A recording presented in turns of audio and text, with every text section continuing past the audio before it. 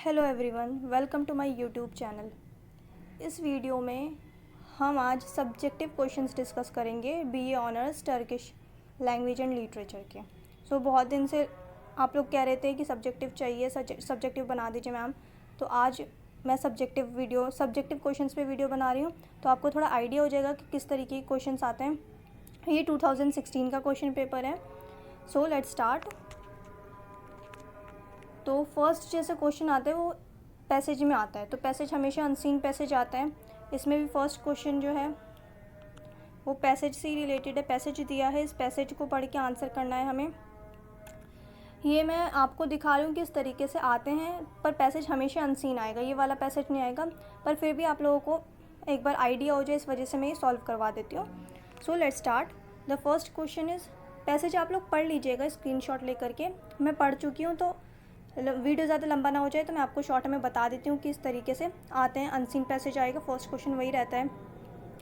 So let's start. First question क्या है, passage पढ़ना है, उसके बाद फिर आंसर करना है। तो फर्स्ट क्वेश्चन है, what is the first merit of our civilisation. First merit क्या है हमारे सिविलाइजेशन का? मेरिट मतलब एडवांटेज क्या है हमारे सिविलाइजेशन का। जो फर्स्ट है, फर्स्ट पूछा गया है पैसेज के हिसाब से। तो आप देख लीजिए, फर्स्ट लाइन में मैं कभी भी, अगर मैं सॉल्व करती थी तो मैं कभी भी पैसेज पूरा नहीं पढ़ती थी। मैं पहले क्वेश्चंस पढ़ती थी, उस हिसाब से मैं आंसर ढूंढती थी, फिर मैं जल्दी से मार्क करती थी। तो मैं यहाँ पे भी वैसे ही बता देती हूँ। वैसे तो मैं पढ़ चुकी हूँ एक बार, आप लोग भी पढ़ लीजिएगा अगर पढ़ना होगा तो, वरना इसमें टाइम बहुत वेस्ट होता है। इसलिए डायरेक्ट क्वेश्चन पढ़ के उसके बाद मैं आंसर करती थी। मैं पहले क्वेश्चन पढ़ती थी। सो यहाँ पे मैं इस तरीके से आपको बता रही हूँ कि फर्स्ट मेरिट क्या है। तो ये देखिए, ये हमें फर्स्ट लाइन में ही मिल जाएगा पैसेज के। What are the good parts of our civilisation. Then first and foremost there are order and safety. ठीक है, तो फर्स्ट एडवांटेज तो ये है कि ऑर्डर एंड सेफ्टी। ठीक है, so the right answer is D. Next question क्या है, nowadays a physically weak man is provided protection by. तो आजकल जो लोग वीक हैं, जो फाइनेंशियली वीक हैं या जो फिज़िकली वीक हैं, तो उन्हें जो है किस तरीके से प्रोटेक्शन मिल रही है। तो वो जो है वो हमारी कॉन्स्टिट्यूशन हमें प्रोटेक्शन दे रहा है। वो क्या है? Law, the law. यहाँ पे भी लिखा है, पढ़ लीजिएगा। I do not get beaten merely because I am physically weaker and he can kick me down. I go to law. ठीक है, and the law will decide as fairly as it can between the two of us. This in does in disputes, मतलब disputes वगैरह जो भी होते हैं, या जो भी मैन टू मैन हो, या आपस में आपके कोई भी डिस्प्यूट हो, चाहे गवर्नमेंट का हो, चाहे स्टेट का हो, चाहे जनरल पीपल का हो, तो वो क्या है, वो सब जो है वो कोर्ट देखता है। तो लॉ जो है वो हमें प्रोटेक्ट करता है। और नेक्स्ट क्वेश्चन क्या है, in olden days the rule of life was. The right answer is might. मैं ऐसे ही आपको सॉल्व करके बता रही हूँ ताकि आपको थोड़ा आइडिया हो जाए किस तरीके के क्वेश्चंस आते हैं। अनसीन पैसेज ही आएगा, पैसेज कभी भी रिपीट नहीं आता, हमेशा अनसीन आता है। और नेक्स्ट क्वेश्चन क्या है, the essential condition for the promotion of higher activities of life is. Options देख लेते हैं। तो पढ़ चुके हैं, ऑर्डर एंड सेफ्टी मेन है, तो the right answer is safety. आप पढ़ लीजिएगा स्क्रीनशॉट लेकर के अगर आपको पढ़ना हो तो। वैसे पैसेज ये नहीं आएगा, मैं बार बार बता रही हूँ। Move to the next question, what according to the author is the second merit of the present civilisation. तो freedom from the fear of pain जो है, ये पैसेज के हिसाब से सेकेंड एडवांटेज है प्रेजेंट सिविलाइजेशन का। एक बार पढ़ भी लेते हैं। ये देखिए यहाँ पे थर्ड है। ठीक है, थर्ड सिविलाइजेशन की क्या मेरिट है वो बताइए। इससे पहले वाला पढ़ते हैं। Another great achievement of our civilisation is that today civilised man are largely free from the fear of pain. ठीक है, तो सेकंड मेरिट ये हो गया, हमने देख लिया, यहाँ पे मार्क कर दिया। और फिर नेक्स्ट क्वेश्चन क्या है, what according to the author has the freedom from the fear of pain led to. मतलब क्या है, तो ये क्या है, बेटर हेल्थ। पैसेज के हिसाब से पूछा गया है। The next question is the third merit of the present civilization according to the author is. The right answer is the present civilization is more secure than any that has gone before. Next question, they were like oases in a desert. What does it mean? The right answer is B.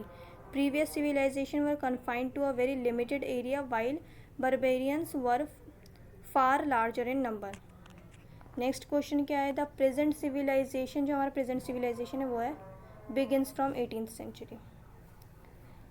और फिर last question में पूछा गया है, the most appropriate title to the above passage में भी इस passage को पढ़ के या जो भी पैसेज आएगा ये क्वेश्चन कंपलसरी रहता है कि आप इस पैसेज को पढ़ के क्या टाइटल देना चाहते हैं। तो मेरे हिसाब से तो the merits of the previous civilisation, no sorry, ठीक है, ये है merits and demerits of the present civilisation. और नेक्स्ट क्वेश्चन क्या है फिर, pick out the most appropriate equivalent और synonym of the following words taken from the above passage. यहाँ पे मेंशन कर दिया कि पैसेज से वर्ड्स लिए हुए हैं, इसका हमें सिनोनिम बताना है, मतलब जो सेम वर्ड है वो बताना है, सेम मीनिंग वाले जो हैं। तो ये ज़रूरी नहीं कि पैसेज से ही दें, ये सिनोनिम्स दे देते हैं अलग से 10 मार्क्स के या 5 मार्क्स के, एंटोनिम्स अलग से दे देते हैं क्योंकि वहाँ मेंशन किया हुआ है सिलेबस में कि ग्रामर पूछी जाएगी। डायरेक्ट इनडायरेक्ट स्पीच दे देते हैं। प्रेपोजिशन तो कंपलसरी है, प्रेपोजिशन आप लोग पढ़ के जाइएगा बहुत अच्छे से। प्रेपोजिशन 10 नंबर का आता ही आता है सब्जेक्टिव में, ये हर साल रिपीट हुआ है प्रेपोजिशन, कभी ऐसा नहीं हुआ कि प्रेपोजिशन को स्किप कर दिया जाए, हमेशा आया है। Active and passive voice skip हो जाता है, एक्टिव एंड पैसिव वॉइस आता है, उसकी जगह इनडायरेक्ट स्पीच या डायरेक्ट स्पीच दे देते हैं, पर प्रेपोजिशन कभी भी स्किप नहीं किया, प्रेपोजिशन हर साल रिपीट हुआ है। सो ये देख लेते हैं, pick out the most appropriate equivalent synonym of the following words taken from the above passage. First word क्या है, फर्स्ट वर्ड है डिस्प्यूट। डिस्प्यूट मतलब क्या, डिसएग्रीमेंट, झगड़े, लड़ाइयाँ। तो ये डिस्प्यूट का जो सिनोनिम है, जो सेम वर्ड है सेम मीनिंग वाला, वो कौन सा इनमें से। The right answer is quarrels. Quarrels का मतलब भी यही होता है, dispute, disagreement. The next question is might. The next word is might. Might का है फोर्स। थर्ड है रेयर, थर्ड वर्ड है रेयर और इसका सिनोनिम वर्ड जो है वो है limited. The B option is correct. Fourth क्या है, फोर्थ है नोटिस। नोटिस वर्ड का जो सिनोनिम है वो है डिस्क्री। फिफ्थ है, ये 5 मार्क्स का है, यहाँ पे सिर्फ 5 दिए हुए हैं, वैसे 10 भी पूछे गए हैं कितनी बार। तो सिक्योर का जो है वो क्या होगा, सेम मीनिंग वाला, मतलब सेफ, सिक्योर, सेफ, ठीक है। Move to the next question. Next question क्या है, pick out the most appropriate words exactly opposite. अब क्या है, अब ओपोजिट वर्ड्स पूछे गए और ये वर्ड्स भी कहाँ से लिए गए, ये वर्ड्स भी पैसेज से, जो ऊपर पैसेज दिए वहाँ से लिए गए हैं। तो फर्स्ट है फोरमोस्ट।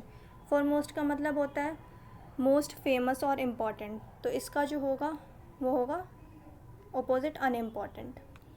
सेकंड है प्रोटेक्ट। प्रोटेक्ट करना, बचाना, प्रिवेंट करना, ठीक है। तो इसका ओपोजिट क्या होगा, इसका ओपोजिट है डेजर्ट्स, छोड़ देना, टू लीव समथिंग और समबडी, ठीक है। देन नेक्स्ट वर्ड है ब्यूटीफुल। ब्यूटीफुल का अगली होगा, ये तो बहुत सिंपल था।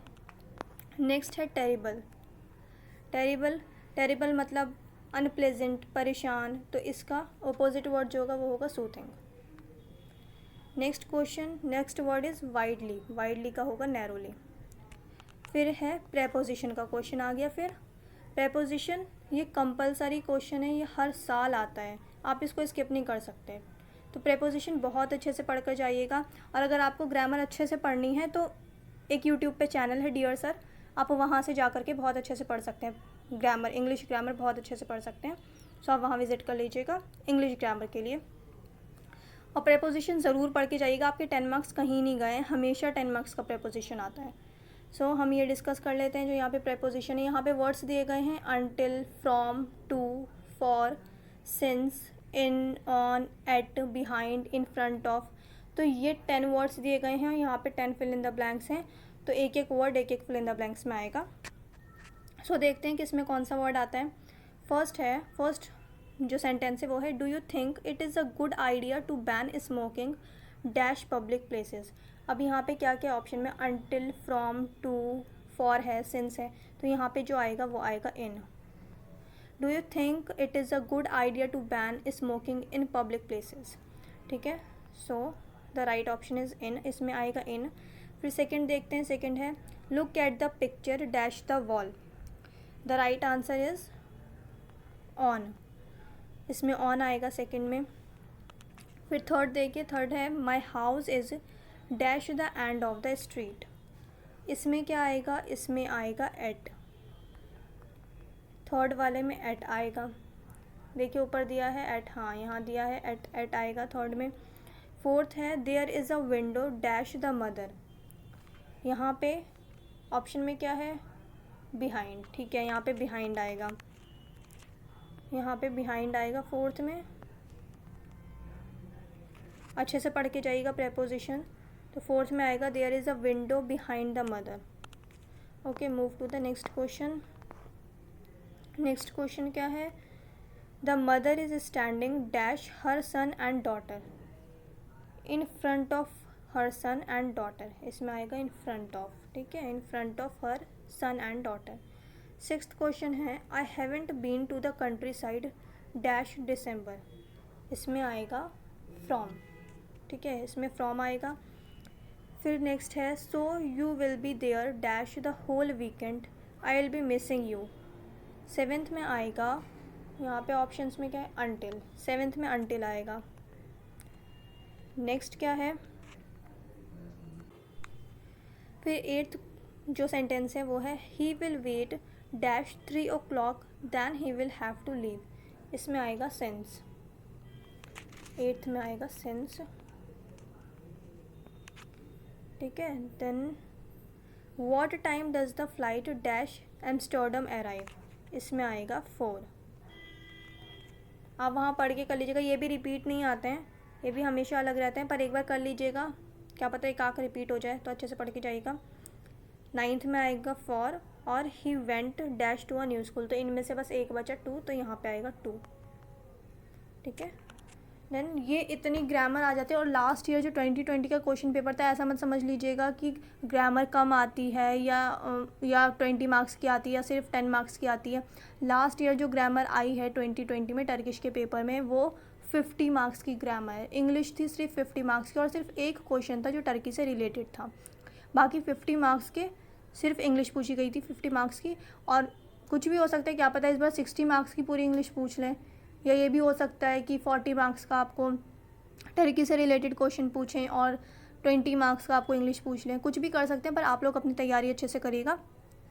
ये वाले क्वेश्चंस देख लेते हैं कि ये किस तरीके के क्वेश्चंस पूछे जाते हैं जो टर्की से रिलेटेड होते हैं। तो फर्स्ट क्वेश्चन पूछा गया है right a short essay on any popular personality of Turkey. कोई भी पॉपुलर पर्सनालिटी जो है टर्की की, उनके बारे में लिखना है, ठीक है।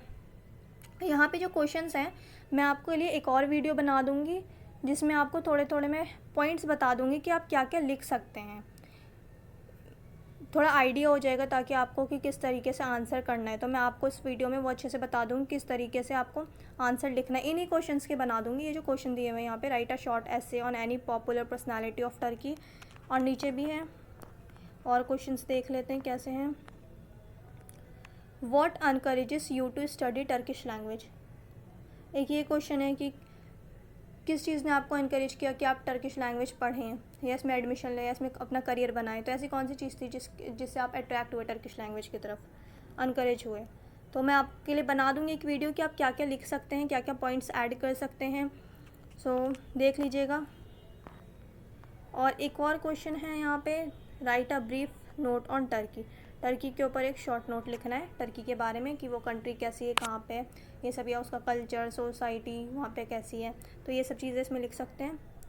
मैं आपके लिए एक वीडियो बना दूँगी, और अगर आपको और कोई वीडियो चाहिए किसी क्वेश्चन पेपर पे तो मुझे बताइए कमेंट में। और प्लीज़ मेरे चैनल को सब्सक्राइब कीजिए, लाइक कीजिए, और आप लोग शेयर नहीं कर रहे हैं, प्लीज़ शेयर कीजिए, अपने दोस्तों को भी बताइए जो लोग और तैयारी कर रहे हैं, उनके साथ शेयर कीजिए, और सब्सक्राइब कीजिए, लाइक कीजिए मेरे वीडियोस को। आगे और भी ये मैं बना दूँगी आपके लिए कि इसमें किस तरीके के पॉइंट्स आप लिख सकते हैं, आंसर कैसे कर सकते हैं। तो स्टे कनेक्टेड। चलिए इस वीडियो में अब इतना ही करते हैं। Okay, thank you very much.